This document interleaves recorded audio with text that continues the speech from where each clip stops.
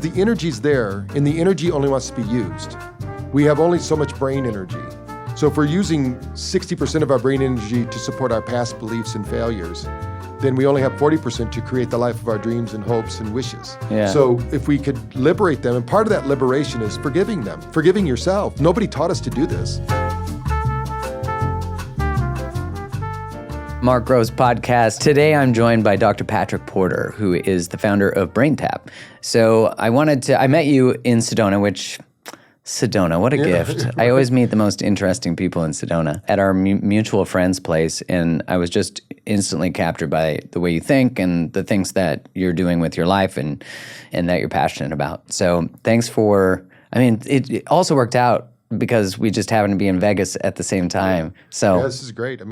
This is the meeting point of the world now, I think. It seems to be. Well, I'm excited that you could join and we could dive in. So your PhD is in psychology, and your area of real, obviously very deep passion is in neuropsychology. So for the people listening, and for me too, what is that? What is neuropsychology? Well, when you think about when I was in school, there was no neuro anything. In fact, they thought the brain was fixed. You were born a plumber, you were born an artist, you were born whatever, and you couldn't change the brain. Well, in 2000, that changed. The century of the brain or whatever, and people started realizing our brain can change. So the neuro came out of it.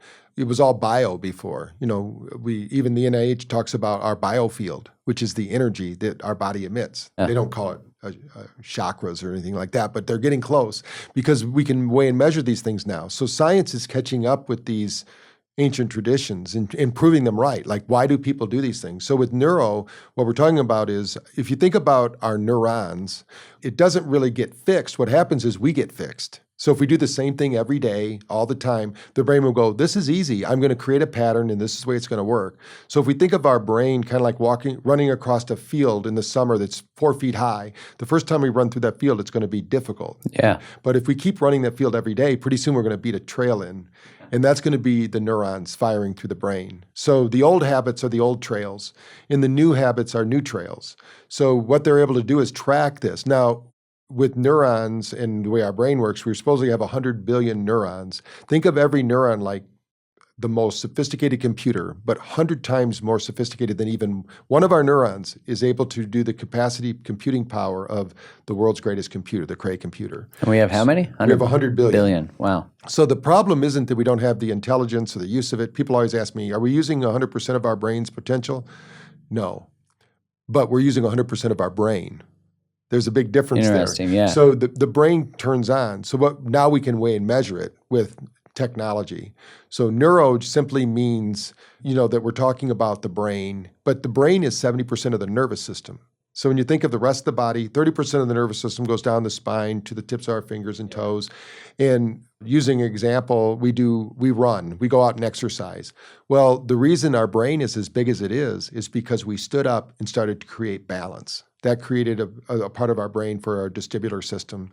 And neurology tells us what part of the brain is being activated. Now we know if you have a traumatic brain injury and you injure that part of the brain, they can say, oh, that's the vestibular system. That's why you can't balance and walk, or this is why you don't remember things. And so they still don't know how the brain works. Nobody really does, because it's this gelatinous material. It's like Jell-O, but it's doing this incredible processing. Because people look at the brain still in science like it's something real. And what I mean by that is the brain isn't you. The nervous system isn't you. That's like tearing apart a television set to look for the studio that's being broadcast. We're in the studio somewhere, Right. broadcasting here. So think of your neurology like an antenna. That antenna is always observing the environment through our senses. So through our eyes, our ears, the smell, and taste. Now we know we all have a spidey sense. Yeah. They've proven this, and it's not ESP anymore. It's not extrasensory. Everybody has it. They've done tests with, for instance, showing pictures of traumatic scenes or beautiful scenes, and they just did them at random. And what they started to notice after the person got into the experiment was they were guessing or predicting perfectly, every person was, what the next slide was going to be. And they didn't even know it. Because now what they believe is we're processing reality not in time, but we're behind the times. So because we're processing it through our senses, there's a lag time. That makes sense. Like there's a processing speed, and so what is perceived as the present moment is actually the past. Right. It's like we don't see that little spinning That's wheel wild. like on YouTube. We see the spinning wheel. We don't see that in our brain, but some people process faster than others. For instance, a professional baseball player is up to bat and they're getting a 100-mile-an-hour fastball, and they actually can see the thread spin. Wow. Now you put someone like you or I, unless you're a professional baseball player, Definitely we're gonna freak out. We're gonna see it as a blur, from the hand of the pitcher to the catcher. But they can tell what kind of pitch it is by the way it's the spin of the ball. That's wild. So just a question about the experiment where the observer is about to display the next picture, is even the observation delayed because of present? Do you know what I'm saying? Right. Am I seeing the picture that has already come in the future that is showing up as this intuitive experience, but I'm going to put this in perspective for everybody listening. We're making it all up. And I'll tell you why. Neuroscience says that we process only 20% of reality at any one time. So this room that I'm observing right now, my brain is only getting 10% on the sides, and I'm rendering the rest. And to give you an example, you've probably had the experience where you went into the kitchen and you said, "Where's the salt shaker?" And they said, "It's right there on the counter." No, it isn't. And then finally they come up from the table, they come into the room, they show you the salt shaker. It's right there in front of you. The problem was you didn't render it because in your mind you said the salt shaker wasn't there. So interesting. In psychology, they have a term for it. They call it a stickoma. That means, like when Jesus said, you can't see the sin in another with a stick in your eye. So psychology kind of coined that term, stickoma. That's funny. So we all have blind spots. Yeah. And if something's in your blind spot, and this happens with opportunities and with your work as a relationship expert, if you're running around thinking everyone's negative, every guy's a SOB, every girl's a cheater, whatever you're thinking, then you have this filtering system that makes up your reality. That perfect person could be sitting right there.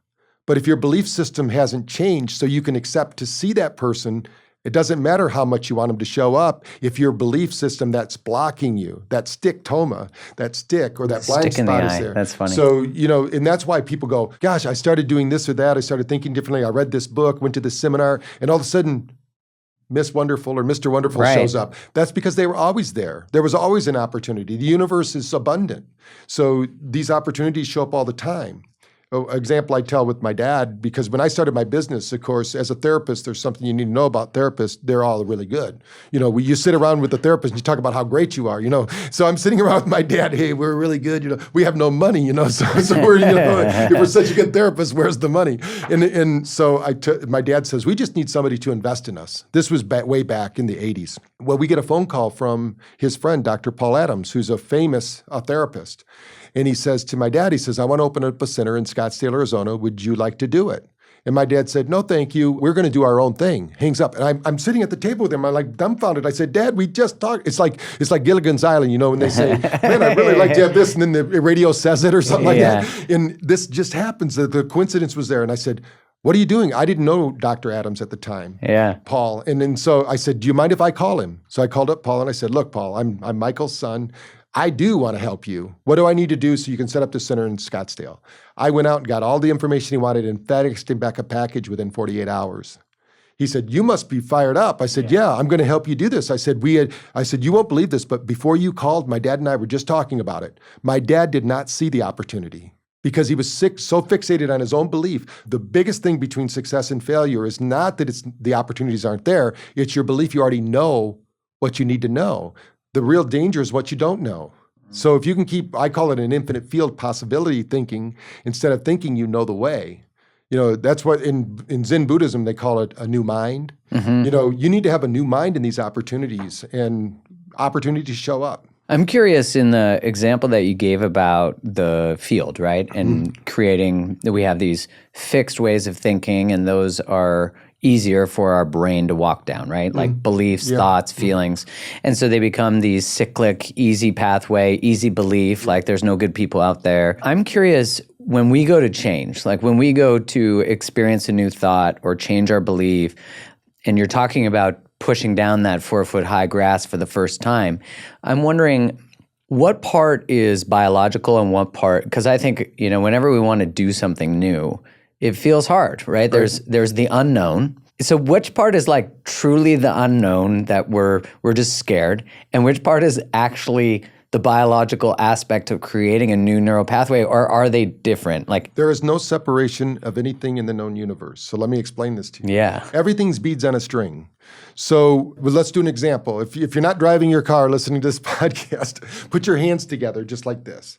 And you're clasping your hands together, making like not really a prayer, but you're clasped together. And I want you to notice which thumb's on top. There's either the right thumb or the left thumb on top. Yeah. Whichever one is on top, roll the other one on top.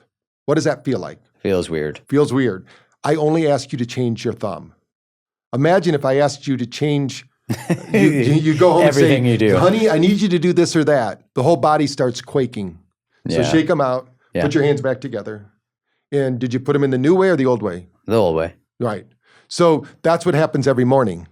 Yeah. So when they say, there's a saying out there, right? It's a myth, the 21-day myth. It's not a reality. There's never been a study done on About 21 days the that you change can of make a habit? change in 21 days. That's not true at all. You only need to make the change once correctly because the brain will rewire itself around any one key idea. And everyone out there has had the experience where you believed in Santa Claus. And then one day, some special friend I remember or some him. older I brother or remember. sister said, there's no Santa Claus. And you went, what? Your whole life changed at that moment because you had a belief in the Easter Bunny, Santa Claus, all these Yeah. things. And that's when they say, hey, we were being lied to.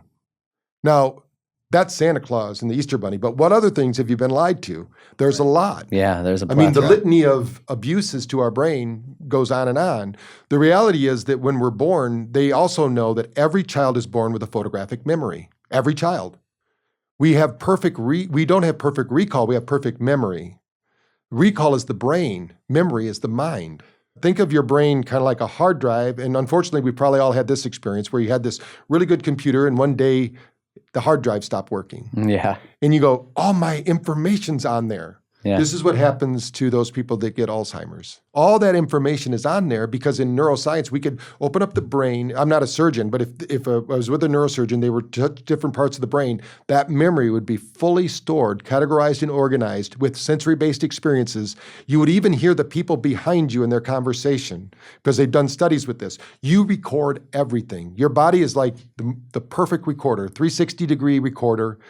But the recall is how the neural pathways get to that information. So if you believe, Like the wire or yes, the so like yeah. if there were 9 kids in my family, and my sister, who's my older sister, her childhood was very different than mine. She had this terrible childhood, and blah blah blah blah. My childhood was great because I rewrote it.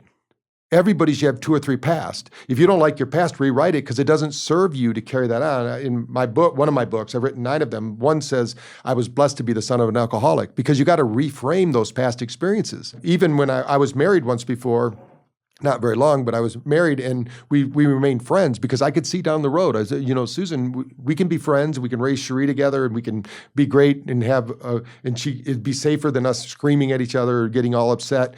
And we remained friends. But then I had to change myself to find the right relationship. And at first that was difficult. I was never going to be in a relationship. And so, of course, for 3 years, I wasn't. I Right. would have a date here or there, whatever. But as soon as I opened up to what I found out for myself was in actually a rebirthing seminar we were going to, I was hearing voices. Every woman's voice was filtered through Susan, my ex-wife, and she was kind of a nagging voice. It didn't matter what your voice was, my brain would change it. As soon as I realized that, when I'd be out on a date or talking with somebody, my brain would change that. So I changed it back to being neutral. I basically had to interesting. forgive Susan. I was protecting myself. Our brain is designed, or our nervous system, we should say, our subconscious, is designed to protect us. Yeah. We are the genetic heroes of reality because we are here still. Our genetic makeup made it. Our ancestors didn't get eaten by the saber-toothed tiger before they passed on their genes. So the genes that you and I possess sitting here today were around at the the good beginning ones. of, yeah. Right. So we're the top of the food chain right now. Yeah. But that doesn't mean we didn't go through a lot. And that's actually bleeding through now. They know that our genetics, in 2003, they said we mapped the human genome. You probably remember that. And Yeah, then they I said, remember well, that. guess what? 99% of what makes you who you are is junk. I remember when they said that, and I was like, well, that can't possibly be true. No, in 2018, they finally have technology that can find out what that 99% is doing. They actually gonna have tell us? Yeah. Now they call it biophotic exchange. Through light, Your body is communicating with the cells of your body, telling you what's going on in your environment. That's changing one thing. What food did you just consume? That's changing one thing. What water did you drink? Everything about you changes every 40 seconds. The reason they couldn't measure it is every 40 seconds, those gene pairs, those DNA pairs change. Look, I like to get my greens on the go. I don't want to compromise on quality. I want to get organic. I want non-GMO. I want all the things. And my favorite product from Organifi will never cease to be the green juice. And now they have a green apple flavor, which kicks ass. I think I can say that. But it kicks ass. It's so good. And it's so easy. You just take a glass of water, take a scoop of green juice, or you take the travel packs. They're great to travel with. You open it up, you put it in the water, you mix it, and then bam, you've got a green juice without the mess, without all that stuff. And you're getting all the nutrients that all these superfoods that are in the green juice provide. So go check it out. Go to Organifi.com/createthelove and you save 20% at checkout. So that's Organifi.com/createthelove. And they have tons of amazing products. So go check it out and go save 20%. Is this epigenetics? Yes. Okay. So every 40 seconds, depending on the environment, and how much of that, can I develop enough mastery over myself or through habits and rituals? Like, I'm curious what the gateway is. Like you were saying, rewriting your story of your childhood, right? Like someone could, for their own experience, be like, my childhood, I was a child of an alcoholic, and everything that's fucked up about me today is due to that, right? So I'm curious, can we develop a sort of internal level of, I guess it would be nervous system mastery, in order to, can you do enough that offsets a toxic environment or a toxic substance or whatever? That's a lot of questions. You can when you get to a certain level of mastery. Okay. But the main first thing is, I call it Tai Chi for the mind. All right. You cannot fight force against force. So if I told you don't think of a pink elephant.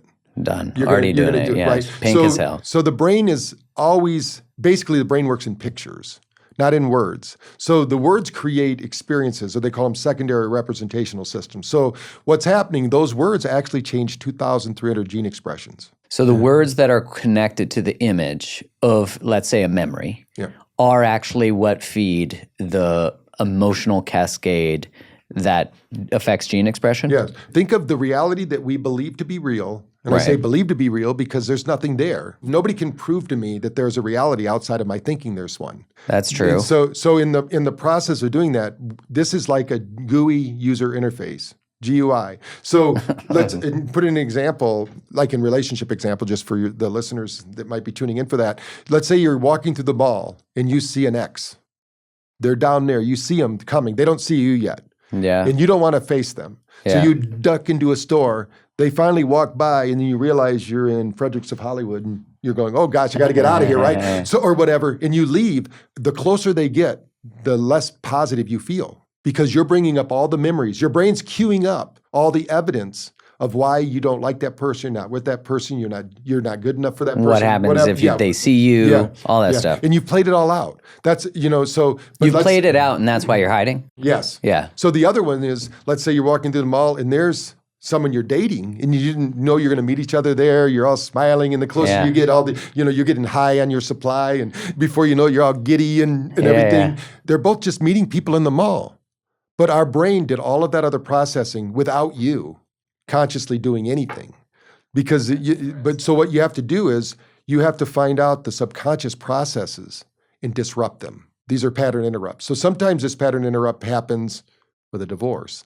Sometimes this pattern interrupt happens with a losing of a job. Sometimes it happens as giving birth to a child in a good and bad way. Like it either disrupts a healthy pattern or disrupts an unhealthy pattern. Yes, right. So let's say that some people have a baby and then they're closer together and their relationship flourishes and does everything.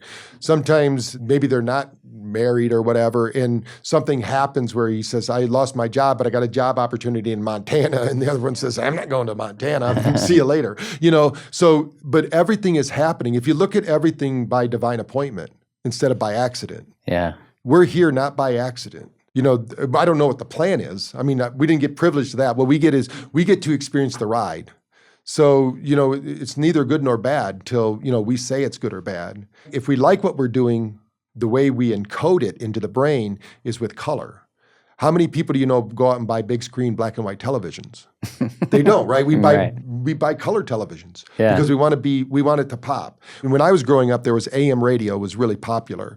FM wasn't quite so popular. So this is a tinny sounding thing. And then they came out with stereo and we went, wow, we could listen to music on a radio. That stereo, people buy stereo, so they want to be fully immersed in it. Yeah. And if you're like me, I would like to see my movies in surround sound with a big screen. Yeah.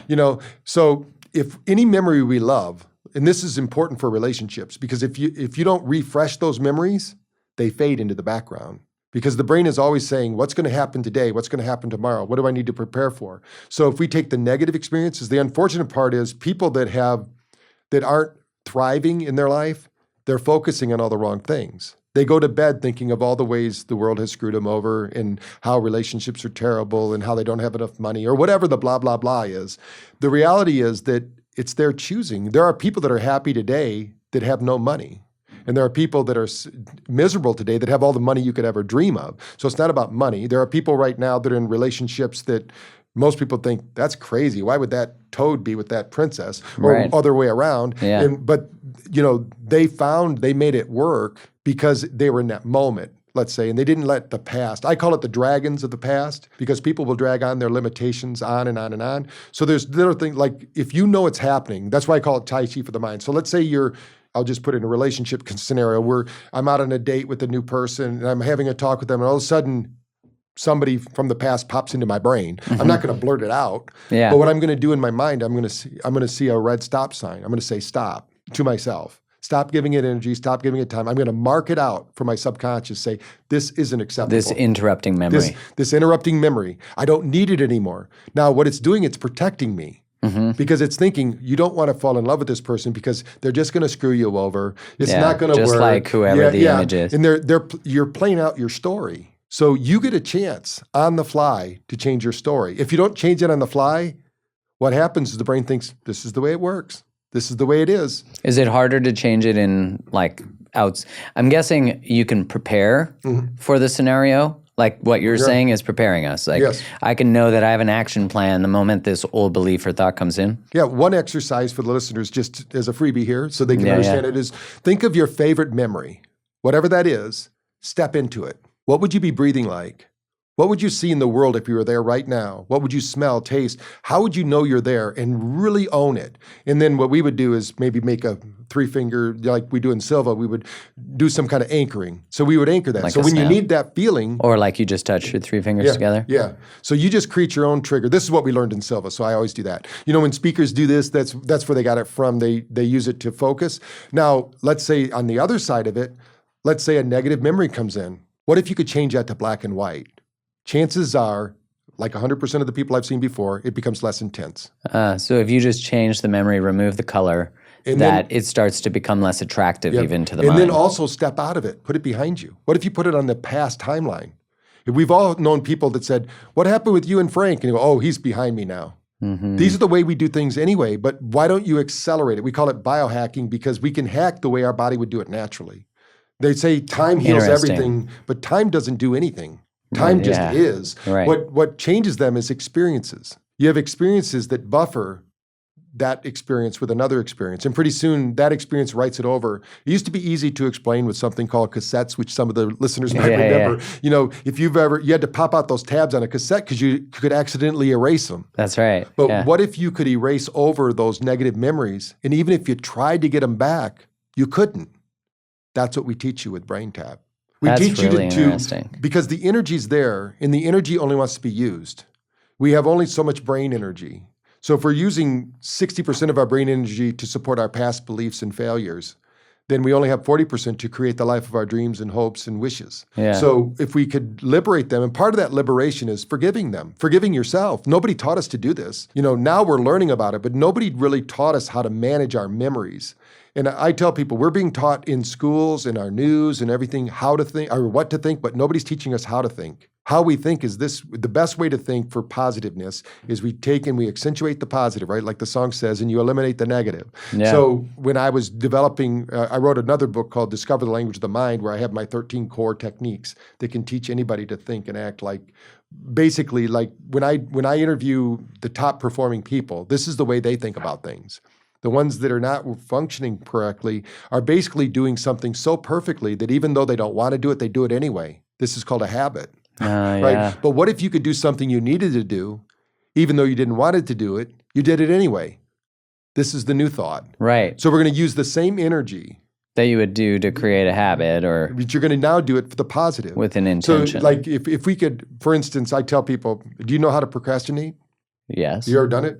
I'm good at it. You're good at it. So if you can procrastinate, you can change anything in your life. They go, what do you mean? I said, what if between meals, every time you wanted to have some junk food, you just put it off? I'm going to have that tomorrow. And you just kept putting it off because you're already good at procrastinating. Right, you're already good. So use that. That's a skill. And then what if you could associate things that you need to do but don't want to do, like exercise in the morning? So instead of when you feel that pressure to not do it, you said, what if I converted that into energy to run or lift weights or ride a bike, whatever, get active? Because the body, once it gets active, I tell people there's 3 phases to brain fitness. First is you got to eat right. I mean, you can't outthink a bad diet. I think we talked about that earlier. I don't think, unless you're an alchemist like Saint Germain and you could transmute, junk food into health food. Kale and chocolate into kale, but it tastes like chocolate on the way in. Yeah. That's a great. So that might work in a stage show, but I don't think it will work in reality, right? But eating healthy is good. And like you were talking about B3s earlier, niacin. I think every person should be on a low dose niacin. Most people don't realize that even Bill with the big book of AA, he used niacin. Oh, he did. To get off the alcohol. Niacin is B3. Yes. And the challenge with high dose is flushing, isn't it? Yeah. Right. Yeah. So, but they have non-flushing niacin now, don't they? Right. You start off with just a little bit. So you wouldn't even notice a low dose. The key here now is that a lot of people don't realize that the fat that they're consuming, the negative fats, the seed oils, those are being deposited into their capillaries. So when you get your blood checked, they don't even check that.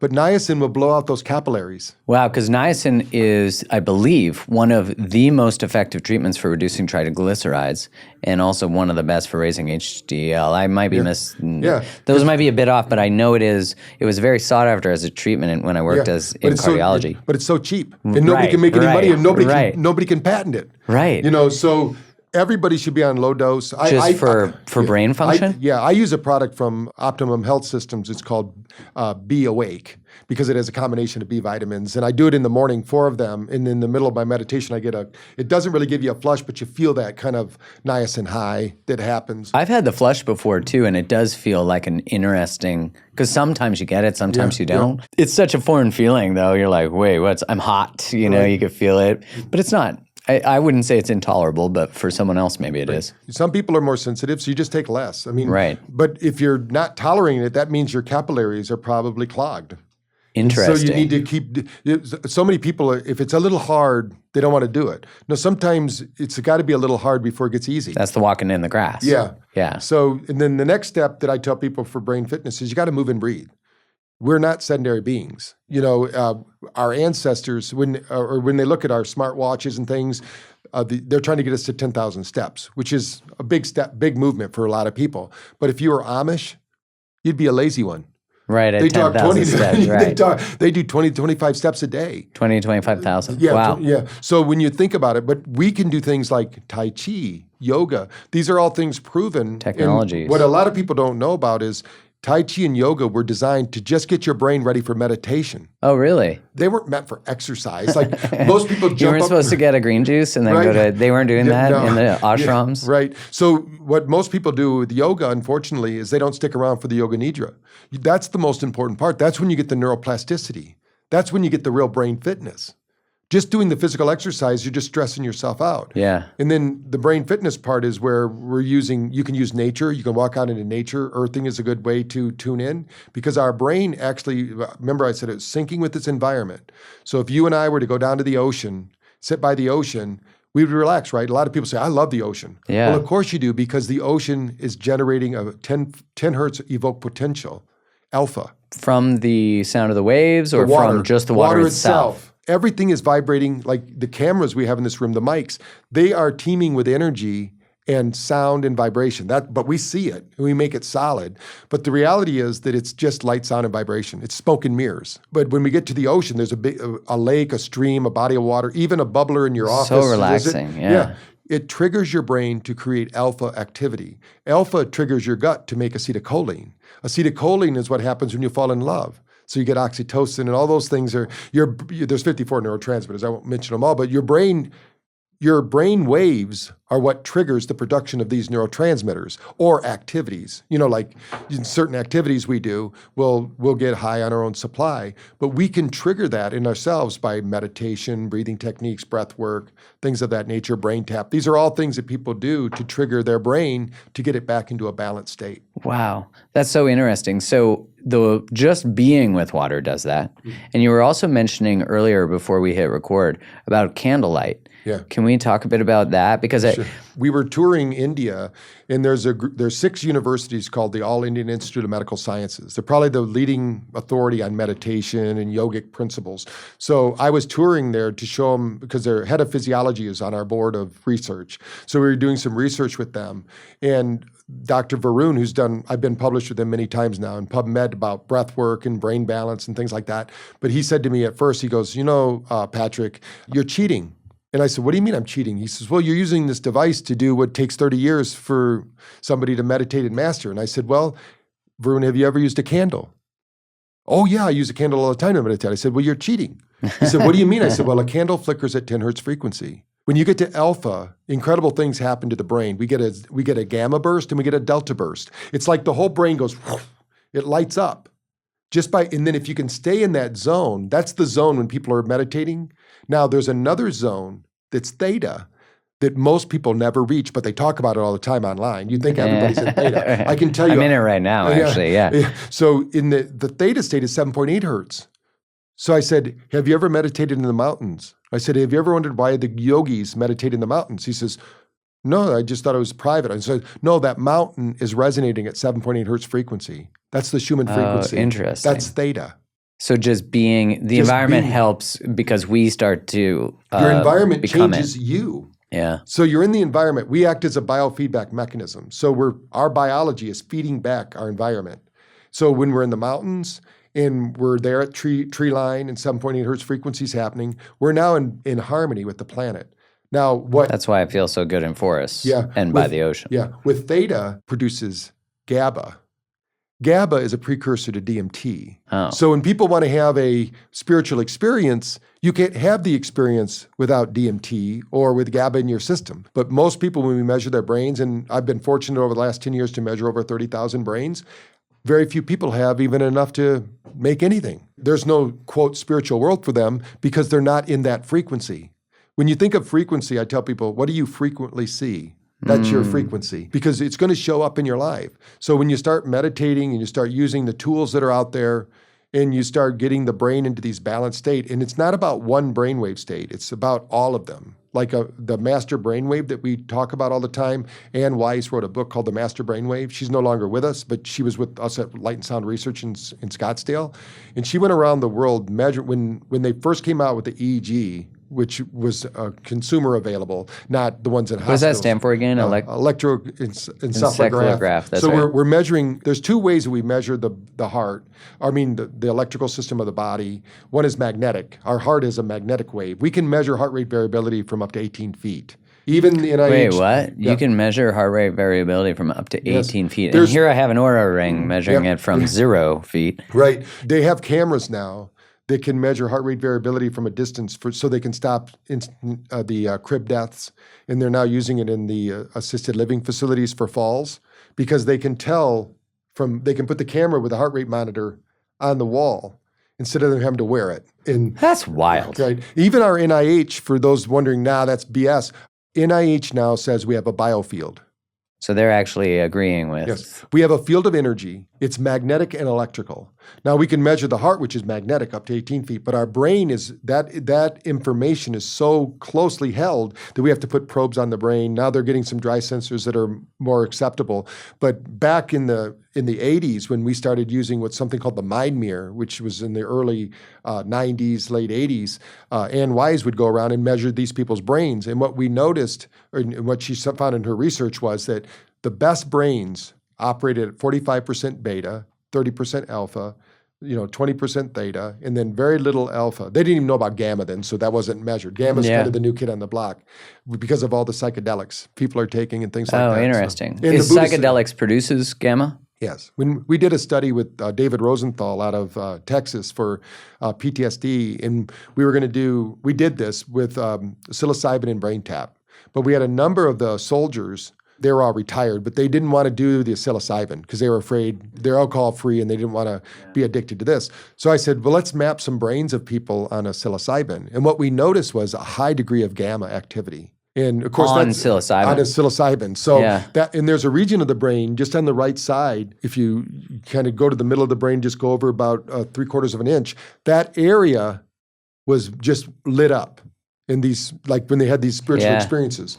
And when we did the research, there's actually a product out there called the God Helmet, and it uses PMF to target that region of the brain. God helmet. Yeah, because you have when you activate GABA, it activates DMT, which is the God molecule. Yeah. People right. have and every cell of your body has it, and at death is the biggest time you release it into the system. Yeah, I remember seeing the documentary, The Spirit Molecule. Yes, that's a good one. So when you studied these brains on psilocybin, you then had a control group. That's interesting. So that's where you could compare which sides were going up. Right. And so then, that's when I designed the sessions that are on BrainTap to mimic that. And we've had people tell us they've had a psilocybin trips with no psilocybin. Doesn't happen every time, but it's kind of like doing some breath work and yogic work. You're not going to get that spiritual experience every time, but yeah, people have had it. Wow. Okay. So there's so much that I'm excited about in this conversation. I feel like I'm like tapping into just 1%, if even, of the knowledge that you have. So if I'm looking to change, right, the way that I think, the way that I relate, all these different patterns, and we talked about how the environment, you said eat for your brain, but what else can we do that, and also I'm really curious for the people listening, maybe you could show in the camera. If you're on the video part of it, you can see we have lights in the ears, we have lights in the visor, and the sound comes through. So there's 5 technologies, core technologies that are in here, and they all work separately. So if somebody says, I've used binaural beats, yeah, they work. And the way a binaural beat works is the brain doesn't hear, let's say we want to get to 10 hertz frequency. I was talking about. So we'd put a 310 hertz frequency in one ear, 300 in the other. The brain doesn't hear the 300 or the 310. It hears a phantom noise of 10 hertz.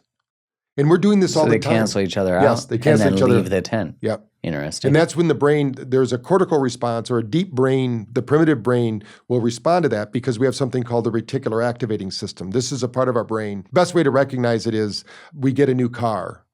We think we picked out a car that nobody else has. Yeah, I know exactly. Right? And then you drive it off the lot and you go, damn, they have a car. They have a car. There's another red one, another red one. You feel like Oprah. You get a Cadillac. You get a Cadillac. But your brain, because it's the top of your mind, it's almost like when you first, like maybe people are listening now, they go, I've never heard of BrainTap. I can guarantee you'll be seeing BrainTap. You'll be hearing it now. Because the first time I ever heard about it was at Katrine's house. And then I started to see people with them. Yeah. And the first time I really used it was at her house, the mutual friend who we met through. And I've had the opportunity to use it recently just because you guys sent one over and I was excited to try it out. And you told me too, like, I'm not sure when you're listening to this, we've probably had a baby, but Patrick had sent over that there's a series for pain-free childbirth. But yeah, maybe let's get into more of the technologies and then what like motivated you to put all these together and what is possible? Well, the big thing was I grew up with technology-driven meditation through the Silva method. Yeah. And what we used is GSR machines or galvanic skin response systems. You can still buy those on Amazon for a couple $100s. You basically put your fingers on it. You set it to 10 hertz. It'll beep when you're not in 10 hertz. So it'll go, let's say you're at 18, it'll go beep, beep, beep, beep, beep. And so you would relax. And when you relax, it becomes silent.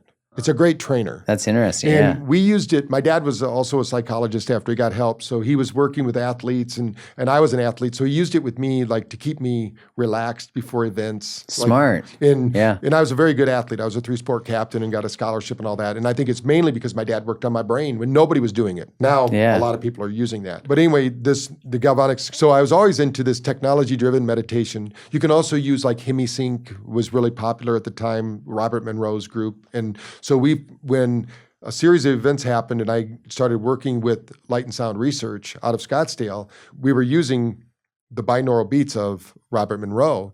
But he didn't want us to mess with them because we were finding things that were inconsistent. Now, his are really good. I'm not saying anything bad about them, but we wanted to do I said, what could we do if we included light? And at the time, there was no commercially available LEDs. So you could mess with candles and things like that, but you can't change a candle's flickering. Right. So when the EEPROM chip came out, there used to be a store called Radio Shack here. I remember Radio Shack. So because my background's, I went to school for electronics, and so I have a degree in electronics. So I started messing with this programmable chip where I could change the flickering of the light, the LEDs. They only had red light at the time. And so what we did was we started playing with it, and we started to notice when people had an increase in their heart rate. If you change the pulsating of it. If it was negative, that's a negative response. But if they started to slow down their heart rate, we know, hey, we're on the right track. And this was before neuroactivity. We couldn't measure it. We had no way to do that. But as soon as they came out with what was called the mind mirror, then we could start measuring activity in the right and left hemisphere of the brain. We could measure how quickly can we move somebody from being awake to asleep? How quickly can we move somebody into these focus states? And so the first one we did, it was called the MC square, because I loved Einstein, and my first book has Einstein flying through space.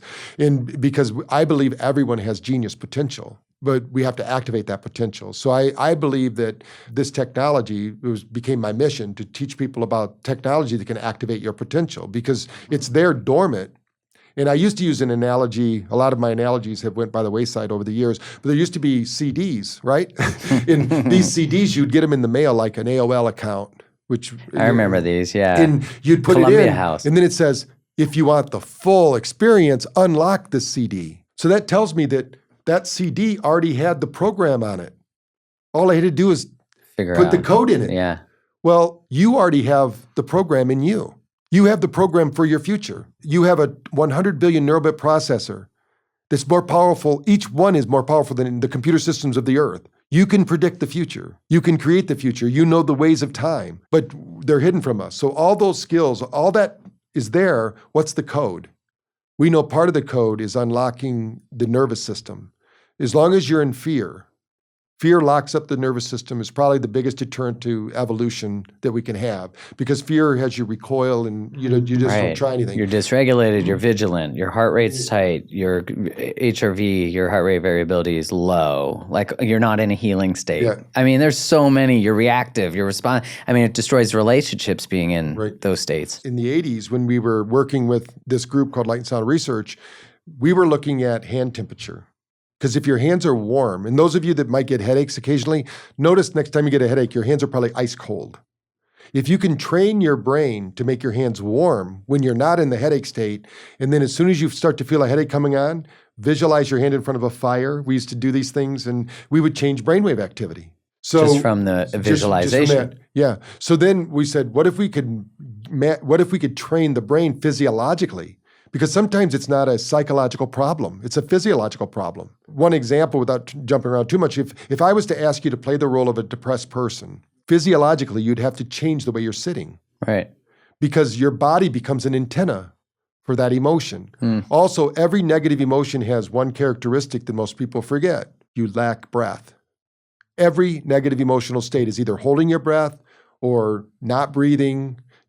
And you'll find this out when you have your child. They'll come running in angry, and if you say to them, just breathe, they get angrier, because they know as soon as they breathe, and I do this with my grandkids all the time when they were younger, and they just get upset, and then I say, just relax. You have to do it with them. Yeah. And then their nervous system, because we all have mirror neurons, they'll look at you and they'll mimic what you're doing. So you stay regulated, and you create shared co-regulation. Yes. Yeah. That's also true in relationships, by the way. Very true. Whoever the leader, the alpha dog is controlling the physiological state of the other, unless you take back control. And that's so true. I never thought about it from a nervous system perspective, but if you have one person who, let's say, controlling or eruptive or erratic, the other person's nervous system, which they might describe as walking on eggshells, is them oscillating off the nervous system that's dysregulated. Right. So you could be all regulated in the world, and then all of a sudden you get into a relationship with someone dysfunctional who has let's say a dangerous predisposition, whether that's verbal or physical, and it might not even be, because we could also have, I guess, vigilant. Our nervous system can also be hypervigilant too. Right. So it's basically, it's not. Buddha has a saying: all unhappiness stems from unfavorable comparisons. So when you think about everything that's dysregulated is because we're comparing ourselves to someone else. If we're in the moment, we're not going to have those experiences.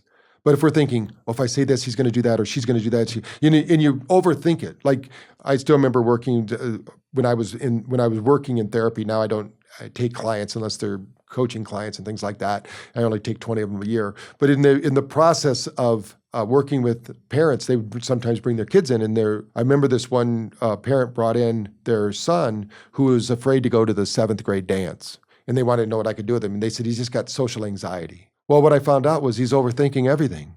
Mm-hmm. He wasn't just asking the girl to go out on the dance floor and dance. He was having a baby with her and retiring, and instead of being in the moment, let's just have fun. We're just friends. It's not going to be forever. And if you want to dance, you got to ask, and you're going to get no's. And so part of the learning is learning to take rejection, because that's how we learn. And a lot of people go, I don't want the stress. Well, then you don't want to grow. The only way we grow is in a stress environment. When people go, I don't want the stress. No, what you want is the capacity to handle the stress.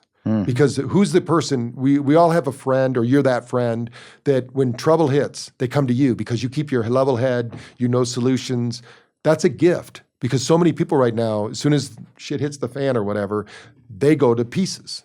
Right. It's the person who can stay together during that. They're going to be the most sought after person. They're going to be the go-to person. They're going to say, you're my rock, whatever's going on, and that's an inside job. That's not an external thing. But some people are born that way, but most people are driven that way. They had to step up because maybe mom and dad wasn't doing it, or, whatever was happening. And they focused on that positive action, instead of saying, oh, no, I don't know what to do. And maybe they had loving parents that didn't tell them, that's not the way you draw a tree, dummy. This is the way you draw a tree. Right. And they weren't able to be creative. My parents didn't show me their certificate from Parent University. So, I was basically a learning progress for them. And we had 9 kids, so I don't know what they were thinking. That's I had 2 kids, and I'm, still sane now, thank God. But, at times it felt like, they want to go here, there, all these things. So first we have to forgive our relationships are formed by the parents. When Queen Elizabeth said, we learn the same way as monkeys from our parents. It's really true. So whatever we learn, sometimes it's good or bad. And I love it when people say, I can't believe she tells me it's just like my father. Because if you know the parents, right, then you'll see it show up. Yeah, because that's absolutely. where we learned it. So, but if we can go back, you can change that. That's what I'm saying. If you change the past, when you change yourself now, there's a rippling effect back through time.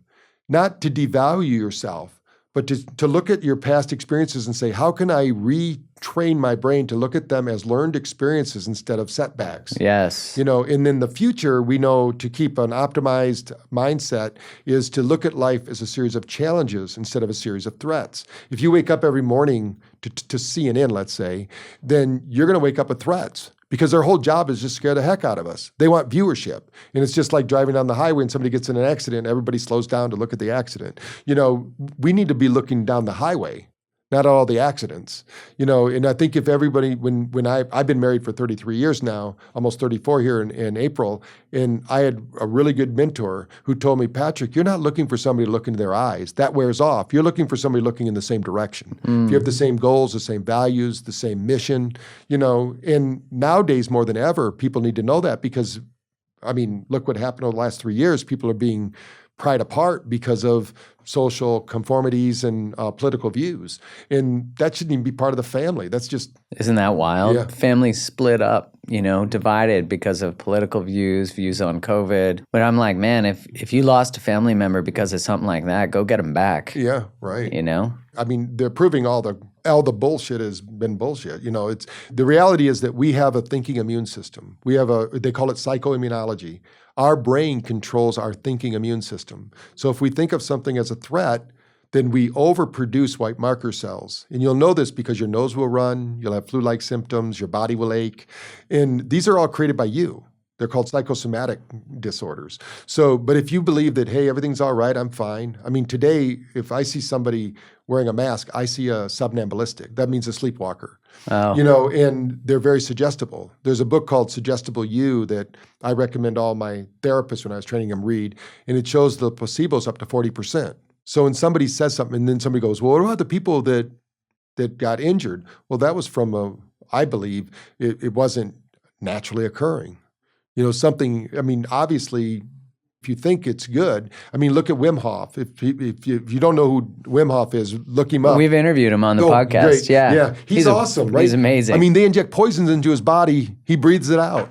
He jumps in. The guy can control his immune response. Right. I think he taught people how to breathe, and then they injected them with a bacteria. Yeah. And the people who did his breath work did not get sick. Right. That's what I'm saying. I mean, if he can do it, anybody can do it. You just Right. have to do the same thing. Which if you're is willing his to whole do, mission. Yeah, you got to be willing to do those things. So you do the breathing. The main thing that happens when you think of fear, your lack of energy, you're restricting the blood flow and circulation. Basically, you're going out of flow state and into a reactionary You're state. vasoconstricted, Yeah. you're reactive. Yeah, I think of I know there was a Cochrane review that just came out on mass. And you could show that to everybody in the world, which is considered the gold standard in medical evidence. And people would still be like, mass work. And regardless of whether someone wants to wear one, I don't care. But it just shows you that when we're in states of fear, we can't critically think. We can't, like if we're not in flow states, we're not curious. We're not curious about life, what's possible, everything that you're saying. Like if I'm constantly vigilant about the future that I'm afraid to create, I'm not free to create. I mean, when they tell you 1 minute it works, 1 minute it doesn't, that creates confusion. Confusion can be a bad thing and it can be a good thing. They say confusion is the deepest trance, but the quickest way to enlightenment. That's interesting. So inadvertently, they can wake you up by like when you see all destabilizing. like the Zen koans and things like that. What's the sound of one hand clapping? Weird things. They're doing that because they get you confused, and then when you get it, what they're saying is silent. Be in the silence or whatever. Right. But you have to when you get it internally, your own visceral experience. That's more meaningful than reading it in a book or somebody else telling you. But so many people today aren't willing to think through those things. They're just willing to take whatever somebody says. What I tell people is don't believe me, test it. Get some, we have technology now that we can test. I set it up at her house, but you had to leave. I have a neurocheck where we can hook it up in 5 minutes. I can tell you 9 different parameters of the nervous system, pre and post. I can even show you if you wanted to know, hey, if I'm around this guy for 4 hours, what's my nervous system doing? I can show you that. We have it right over here at the Paris right now, and we do pre and post testing all the time with people. And anything to do with when we were at the National Institute of Health convention 2 years ago, the head, this is the one, not the drug division. There's actually an alternative medicine division, and she came by our booth. And she says, "I don't think I can do the BrainTap because I've got a headache." And I said, "Don't worry. This is why we created it. Was for pain first." She said, "What do you mean?" I said, "When your brain is balanced, you won't see the light. Don't worry about that. The light will cancel each other out because it's just off phase to create the brain training, just to like get you into kind of like binaural beats, but we're doing we call it bioctical. So the brain is figuring out, it's canceling out the light, but the brain's following it down. So she got on the equipment, we tested her, and she saw the equipment. She says, "You just tested my nervous system in like 3 minutes?" I said, "Yeah." And I said, "This has been verified by science, like what we did in Brazil and all that. They've measured it against the 72-channel Shiva, which measures so many things about the brain." And she goes, "Wow." She goes, "I would have never thought that." But then she goes, "Where'd my headache go?" I go, "When you're out of beta, when you're in high beta, that reactionary mindset, you exacerbate pain. If you can lower that, you've lowered the pain response in the body. It's basically the body." Most people are running around with a lot of inflammation from bad foods or whatever's going on. And that inflammation is basically, think of it like a silent attack. You don't think you're being attacked, but underneath the surface, it looks like calm water, but underneath it's like when they say you look at a duck, it looks like it's all calm, but you look under the water and it's so many people are like that duck. They're going crazy inside, but they look like they're all calm and cool and collective. What we're finding is that's imploding on them. And they're making, like, the mental health issues we have today are enormous because we've actually had a lot of psychological trauma done to us. Yes. Because Agreed. this wasn't what they said it was going to be. It was bad, but it wasn't as bad as they said. We didn't have millions and millions of people dying. I mean, they're still doing their job and, trying to, scare people. But the reality is that we have a very powerful thinking immune system. And if we take care of ourselves, I'm not saying do things that are stupid, take care of yourself. If you're really concerned, you should get a hazmat suit because that mask isn't going to work, and basically what'll work though is like Wim Hof, learn how to breathe. When I get around somebody that's coughing and hacking, especially on the airplanes, because, when you're flying to different events, that's trapped air, even though they're filtering it. I do things to protect myself. I'll do breathing exercises while I'm on the plane. I won't do Wim Hof because they'll think I'm having a heart attack or something, but I will do some, you can do the 4-8 breath. 4 in, 8 hold. No, four in, 8 out, and then you connect that breath, and it exercises the nervous system. So if anyone out there is not sleeping well, this is a really good tip. I give it to all my clients. Even if you don't own the BrainTap, you can, while you're laying in bed, you close your eyes, you breathe into the count of 4. This is going to trigger your sympathetic system. This is your fight or flight response. And most people are in that all the time, so they might not like that feeling because they want to get out of it. But then when you breathe feel out, like chaotic a bit from the slow 4. Yeah. And then when you exhale out slowly to the count of 8, you're turning on the parasympathetic system. Because it's saying we're safe. We don't have to breathe fast. Right. And then what you'll find is after a while, you won't want to breathe in anymore. You'll just have a natural cadence to your breath.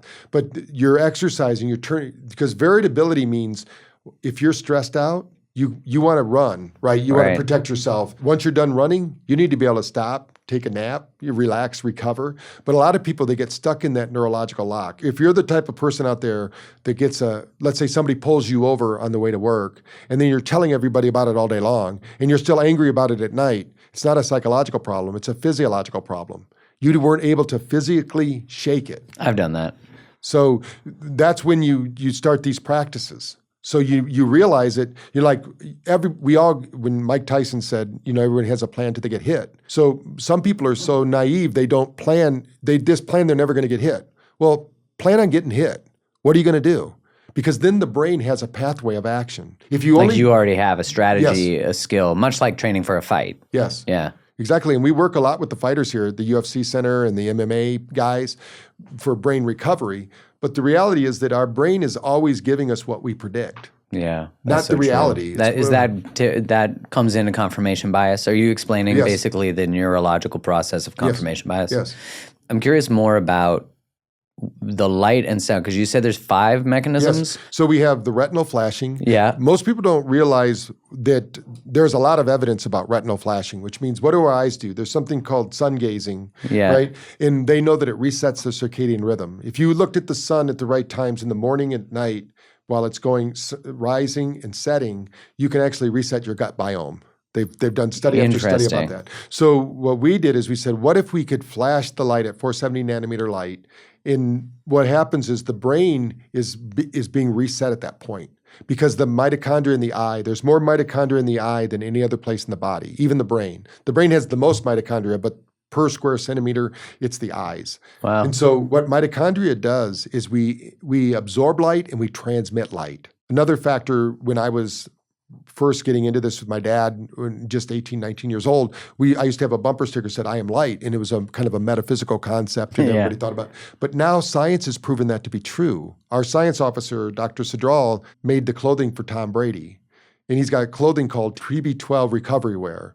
Francisco Sadral owns the patent to that. He's our science officer. What he did was everybody in the world is emitting 8-10 nanometer light, like that infrared sauna you get into. Yeah. We are emitting that. Now, what they showed was that people so you're emitting that healing energy. So some people it's more than others, but they showed that when you're in a state of grace and gratitude and forgiveness, you actually emit 200 times more light. But the reason I bring that up is this clothing reflects back your own light so you can heal yourself with your energy. Because a lot of people just give it away, and so Francisco figured out a way to do that. I sleep in it at night so that while I'm sleeping, especially on the road, I'm recovering and getting my draped in Tom Brady wear. Yeah. Well, he doesn't give me the Tom Brady version. There's also Nike has it in Under Armour. Oh. They call it recovery wear. It's his But invention. it's the patent of the reflection of your it's ceramics in the clothing. You don't feel it, but there's little ceramics in there that reflect the light back at you. It's wild that that's the technology because, when you're wearing compression leggings and all that kind of stuff that helps increase performance and also these clothes help increase recovery. But you wouldn't know that what's going on is this technology that's reflecting back your own healing. Yeah, Tom Brady doesn't talk about that. He just says, "Hey, I'm 45. I use I'm this crushing clothing." It. Yeah. So well, that's interesting because we don't even know that we have that healing capacity. I don't want to get into the whole systems, but of course we wouldn't be told that. We wouldn't be embraced with our own autonomy and sovereignty of being able to take responsibility for our lives, our thoughts, our relationships, everything, which is total liberation. Right. If we have total liberation, then we're not easily monetizable. Right, exactly. So, yeah. But that's a whole... So that's the light in the eyes, why people go, but your eyes are closed. So Yeah. we're actually not using the same channels of vision, but we also know, because we've hooked people up to EEG, and if you close your eyes, about 30% of your brain shuts down. Because you're not processing your the visual rendering cortex, and all that stuff. Your visual cortex is shut off. So the brain says, hey, I can shut this down. So immediately, you're not meditating correctly, because that's not the way a guru's brain does it. It actually activates. It doesn't shut down during meditation. Oh, wow. So what we're going to do is we're going to train the brain to stay awake, because it thinks you're still processing walking around, but you're just laying there. And so the brain stays awake. And in that awake state, now it can mobilize light. What light does for the body, think of your body, every cell of your body has something called a chromophore. This is a little battery. And it gathers energy from light, sound, and vibration. So light is easy. The body absorbs it into the cells, and then it uses it as energy. Our body is very sharing. If the mitochondria is full in one cell, it passes it on to the next. They call this photobiomodulation. So you can share that energy with another cell. Now, we've all probably been to a party before when somebody dragged us out. We didn't really want to go there, but then all of a sudden we start moving and dancing and acting good, and they come over and they said, I thought you didn't want to come here. And they go, well, now they're playing the music I like. That's because the sound got our cells. Our cells absorbed that energy. And when there was so much energy in our body, didn't know what else to do, we had to start tapping our toes. We had to start moving our body. This is just a reaction to our interaction with our environment.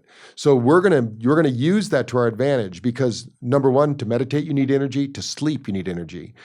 You'll learn this as you get children, but when children are so tired, they don't sleep. Yeah, I always thought that was weird. Yeah. When they're like, oh, they're tired. And I'm like, they seem hyper. Right. Because when you're so stressed, your body can't flip the switch. You're in high beta. You can't, it's not a digital switch. You can't just go from beta to delta. You got to flow through it like analog.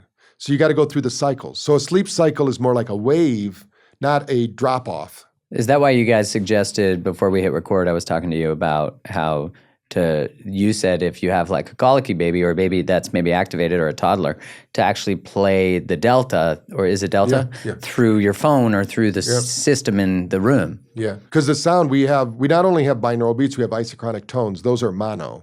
Like an isochronic tone is the planet. The planet itself is an isochronic tone. Is giving out an isochronic tone. Yeah, and the waterfalls are an isochronic tone. Like if you had waterfalls in your office or something like that. And a lot of music. So we also put music through here. Music in and of itself is really good. They have something called the Mozart effect. They've done study after study. We've done studies with this. You just play the music, but we put our frequencies in the background, but it's the same kind of science. If you look up the Mozart effect, they played this in classrooms. Without teaching them to do anything different, they were just smarter because the brain was balanced. And it's kind of there's something called the music of the spheres. And they believe that like Beethoven kind of tapped into this. The universe is making noise. You know, that's what these radio telescopes, they bring back this space music. Yeah, Jeffrey I've heard Thompson is kind of famous because he has all this music which from space. And so everything is vibrating and teeming with energy and sound. Sound, light, and vibration is everywhere in the universe. So what we're going to do is we're going to mimic a cycle of sleep. So the brain with light and sound, we can do that. Now, that's changing your environment, but you're still in the same room, but we're taking the ears. We're taking not this room because we have first and second attention. We're giving you the new information. Now, what we do also is we put light in the ears. And this light in the light in the ears, when I showed it, when people are looking at it, they go, what is this light for? Well, those chromophores are here, but there's all the blood in your body passes through the ears every 3 to 4 minutes. I was wondering what the light was for, yeah. And that light goes from the ears, the blood flow goes right into the brain. So through photobiomodulation, we can feed light into the brain through the ears. And then all the meridians, for those out there that have ever been to an acupuncturist, or if you're an acupuncturist, you know that there's junction points in the ears. And there's a gentleman by the name of Nogier, Dr. Nogier, or Nogier, however you pronounce it, you know, depending upon who you're listening to. And what he found out was there's 7 frequencies of the body, tones in the body. And if any of those tones are out of balance, you get sick. So what we did is we took the sounds every 2 minutes. The frequency is changing in those lights to a different Nogier frequency. Wow. So you're getting the Nogier frequency training. You're getting solfeggio frequency training when you listen to the session. You're getting alpha music, we call it, 10 cycle music. You're getting retinal flashing. You're absorbing photobiomodulation to open up the meridians in the body. And then we put on top of that the message. So remember, the message is changing 2,300 gene expressions. But some people don't want to listen to the message, so we have just music ones. Like if you want to do a meditation, I do a meditation every morning with Gamma, and I do my TM meditation, and I just have that on instead of putting my mask on and my noise blockers. I just have the frequency getting me into the right frequency, because when they did studies with Buddhist adepts, that's the frequency they were in. So Wow. I want to be in that. I want to be in that gamma environment. state. Wow.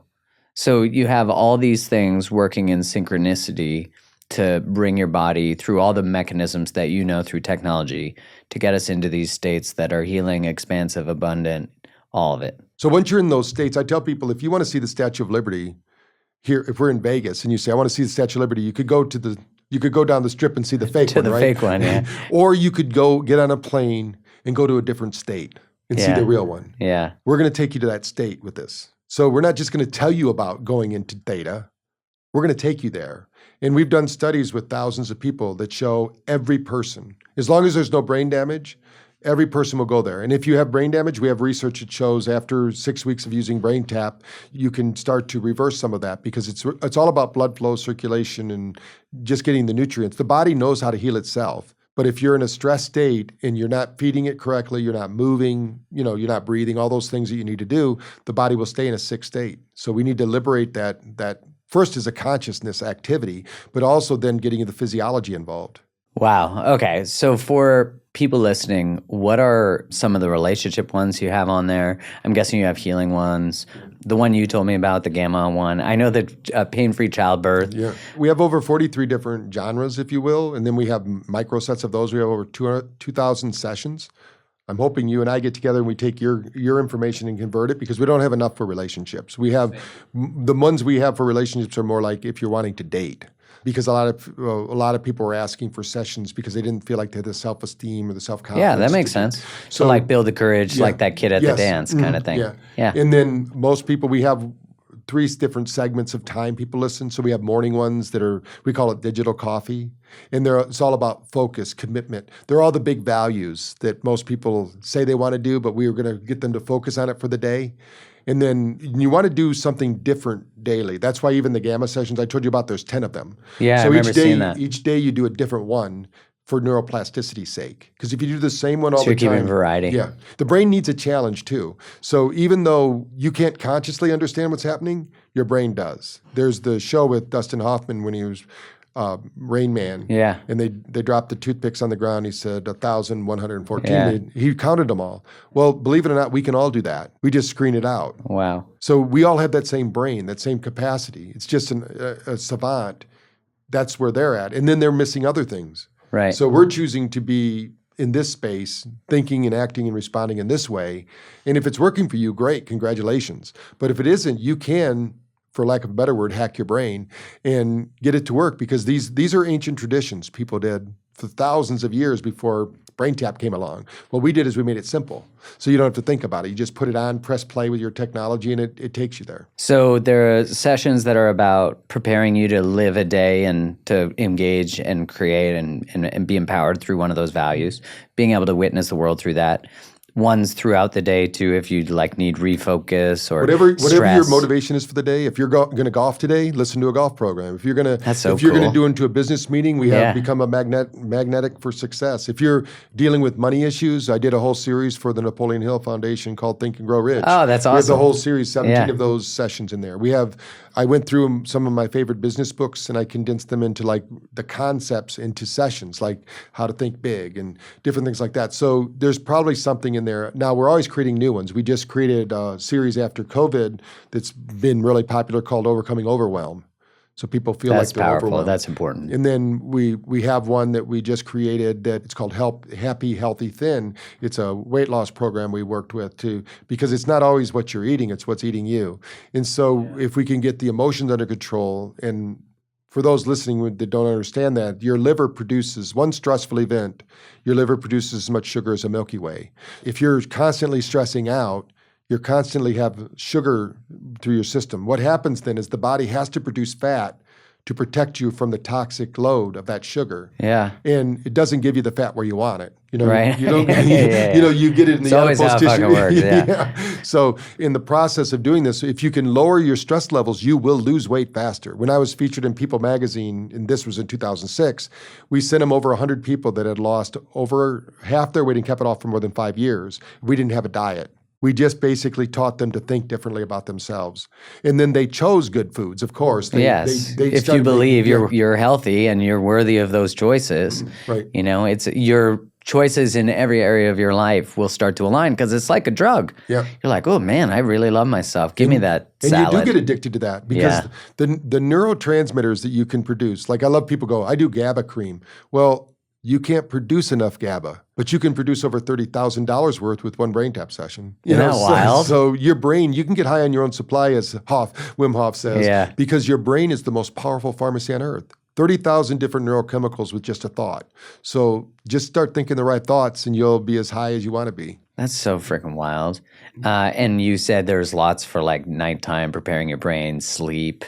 I mean, that's so important. Yeah, 90% of our users will listen at night as one of their sessions because we need to downregulate the nervous system then, you know, to get it to fall asleep. You know, because so many people, like you were talking about candles. So I was thinking, oh, wow, we have so many lights in our house, right, that are not at the frequency of candles. So if we, let's say, watch TV before bed or look at our phone, would it be helpful to use BrainTap will that help reverse what blue light has done? Because, you know, you were saying earlier, if you look at sunrises and sunsets, it prepares your circadian rhythm. So I'm curious. Yeah, with our study in Australia, we had them listen right before bed. We improved 70% sleep scores in 3 weeks because they were training their brain to go to sleep. Fuck, that's so cool. When your brain learns to do that, you can, and then you teach it to wake up in the morning, pretty soon it just starts doing it. It starts the habit of feeling. It's like the Tai Chi of the mind. Yeah. It's all about practice, you know, and that's why we call it brain fitness now. We've also proven, like in our concussion study, we took every student at a school in Gaylord, Michigan with Dr. Arkefeld, and every other student that got a concussion did BrainTap at the end of their therapy. So they all got therapy, the medical model. But then 50% that got BrainTap 1 year later, 30 to 70% better in all neurological functions. Just by adding BrainTap. And they didn't do it in the year. This was after a year. So we wanted to show what happens even with small use. And they only used it at the clinic during the study. And that was the massive improvement. Now, if you own the equipment and you're doing it every day, it's just like if you have a piece of equipment. The nice thing is our users, the average user at BrainTap uses it 28 times a month. So they're getting good use out of it. So they're using it almost every day. Yeah.